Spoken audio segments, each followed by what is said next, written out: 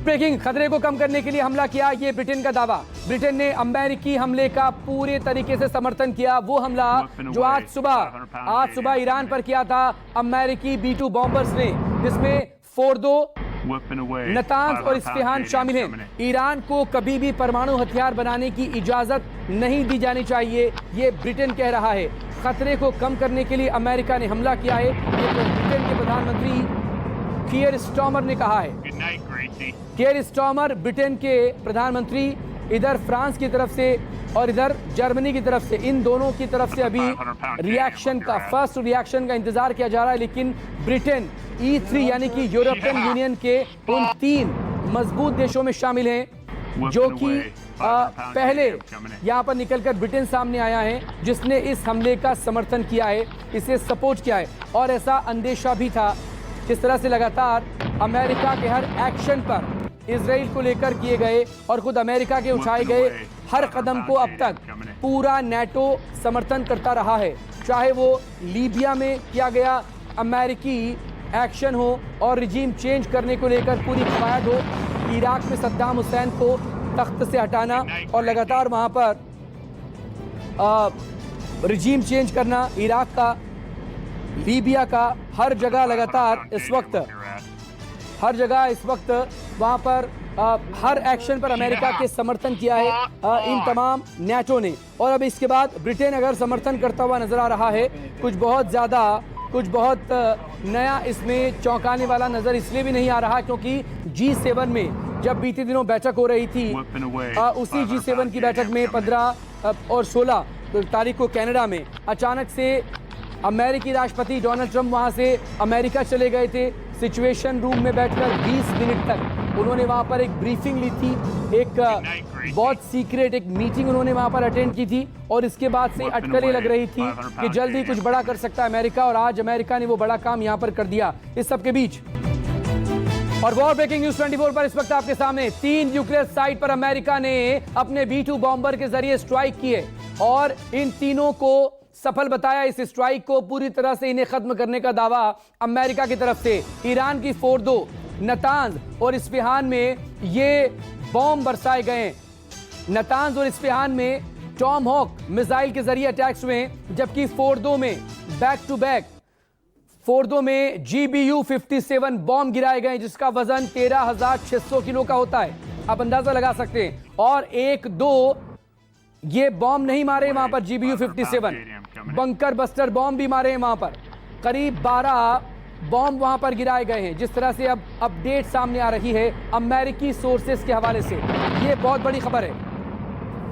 और Fordow nuclear plant पूरी तरह से इस हमले के बाद तबाह हो गया। दावा दरअसल यही किया जा रहा है अमेरिका की तरफ से। और आपको यह भी दरअसल समझना जरूरी है कि नतांज दरअसल ईरान का दूसरा बड़ा यूरेनियम प्यूरिफिकेशन प्लांट था। यहाँ पर यूरेनियम को प्यूरिफाइड करने का काम होता था। फोर्दो जो है वहां पर प्यूरिफिकेशन प्लांट, नतांज में एटॉमिक फैसिलिटी सेंटर, जहां पर 9 परमाणु बॉम्ब बनाने जितना यूरेनियम मौजूद है। ये दावा लगातार वहां पर किया जा रहा था। यूरेनियम 235 की यहां पर सफाई होती है और इस्फहान में यूरेनियम कन्वर्जन फैसिलिटी होती थी। अब एक और वॉर ब्रेकिंग देखिए आप। अमेरिका ने फोर्दो न्यूक्लियर बेस पर 12 बॉम्ब गिराए हैं। बंकर बस्टर बॉम्ब से फोर्दो न्यूक्लियर साइट पर अमेरिका का जबरदस्त अटैक। 2 बंकर बस्टर बॉम्ब गिराए। नतांज साइट पर टॉम हॉक मिसाइल के जरिए अटैक किया गया नतांज और इस्फहान को। ये अमेरिकी जो नेवी शिप है उसके जरिए भी ये अटैक्स यहां पर अंजाम दिए गए हैं। बंकर बस्टर बॉम्ब से फोर्दो न्यूक्लियर साइट पर ही अटैक हुआ। बड़ी खबर आपके सामने न्यूज़ 24 पर देखिए। 2 बंकर बस्टर बॉम्ब नतांज पर गिराए गए हैं। यूएस नेवी ने नतांज और इस्फहान पर हमला किया। टॉम हॉक मिसाइल से नतांज और इस्फहान निशाने पर रहे, जबकि एक साथ फोर्दो न्यूक्लियर बेस पर 12 बॉम्ब गिराए हैं। पूरा एक स्क्वाड्रन लेकर B-2 बॉम्बर्स का अमेरिका से उसने टेक ऑफ किया था और भारतीय समय के मुताबिक सुबह करीब 4:30 बजे इन तीनों साइट पर वॉर ब्रेकिंग है। और इस वक्त आपके सामने ये वॉर ब्रेकिंग फोर्दो परमाणु साइट पर 19 और 20 जून की तस्वीरें भी सामने आ गई हैं। फोर्दो परमाणु साइट पर ये तस्वीर अब आप देखिए न्यूज़ 24 पर। ये 19 और 20 जून की तस्वीरें हैं। ये 19 और 20 जून की तस्वीरें देखिए, 19 और 20 जून की तस्वीरें इस वक्त आप देखिए। ये देखें लगातार ये जो आपको नजर आ रहे हैं कतारें, ये जो नजर आ रही है आपको कतारें, ये दरअसल ट्रकों की लंबी लाइंस हैं। ये सैटेलाइट इमेज है, बहुत क्लीन, और इसमें साफ नजर आ रहा है इन तस्वीरों में कि कैसे वहां पर न्यूक्लियर प्लांट से तमाम जो एनरिच्ड न्यूक्लियर था, यूरेनियम था, उससे ट्रांसपोर्टेशन क्या किया जा रहा है।